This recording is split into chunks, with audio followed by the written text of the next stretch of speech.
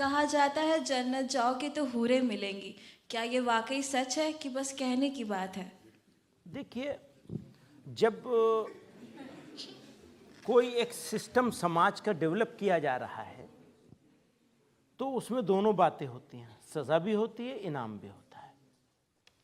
तो कहीं इनाम का तस्करा होगा ज़रूर, अब उसको ओवर एम्फसाइज किया जा रहा है और उसको बढ़ा करके बयान किया जा रहा है, ऐसी चीज़ें ढूंढी जाती हैं। सर ने भी ऐसा बहुत रिसर्च करके ऐसी चीज़ें ढूंढी हैं हमारे भाई साहब ने, तो वो इसी तरह का है कि बहुत ज़्यादा उसको उसका प्रोपेगेंडे के तौर पर उसको प्रेजेंट किया जा रहा है, वरना सज़ाएं भी बहुत सारी हैं, बहुत सारी। अच्छा, हर धर्म में, सिर्फ इस्लाम की बात नहीं, सब जगह इनाम और सज़ाएं दोनों चीज़ें रखी गई हैं। एक पाकिस्तान की जर्नलिस्ट हैं, उन्होंने वहाँ एक मौलाना से पूछा कि मेरे हस्बैंड को तो हूरें मिलेंगी, मैं जाऊंगी तो मुझे क्या मिलेगा? अब एक प्रॉब्लम है,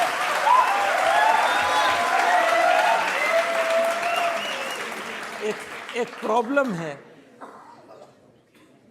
वो ये है कि मैं तो ये चाहता हूँ आपसे भी कि पाकिस्तान का तो जिक्र ही ना किया जाए।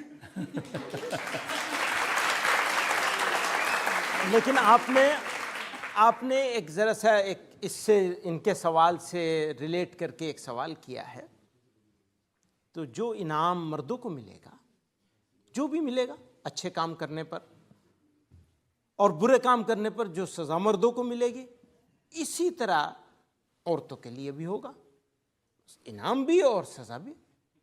ऐसा नहीं हो सकता कि औरत के लिए कुछ और हो, मर्द के लिए वहाँ तो कुछ मौलाना साहब ने उसको जवाब दिया कि आपको तो अपने हस्बैंड ही मिल जाएंगे। तो उन्होंने कहा मैं क्यों उसको लेके क्या करूँगी? उसको हो सकता है मैं उसको इख्तियार ही ना करूं। अगर मैं औरत हूं तो हो सकता है मैं अपने हस्बैंड को चूज ही ना करूं।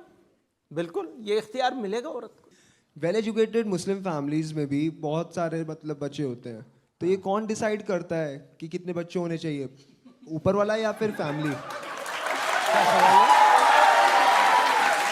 उनका सवाल है कि इम्प्रेशन ये है कि जो मुस्लिम फैमिलीज हैं उनमें बहुत ज़्यादा बच्चे होते हैं, तो कितने बच्चे होने चाहिए ये पेरेंट्स डिसाइड करते हैं कि ऊपर वाला डिसाइड करता है?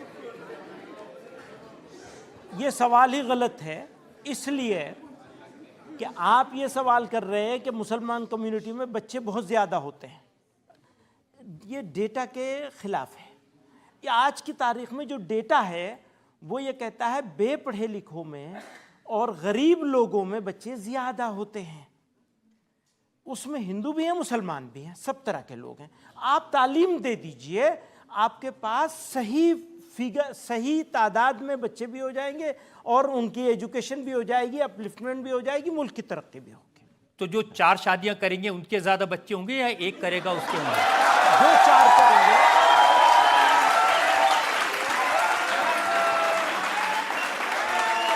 इसके ऊपर भी डेटा मौजूद है।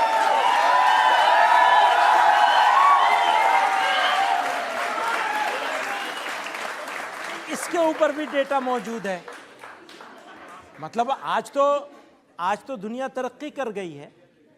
हर काम रिसर्च बेस्ड होना चाहिए, इंफॉर्मेशन बेस्ड नहीं होना चाहिए कि आपसे मिल गई, किसी और से मिल गई, किसी और से मिल गई।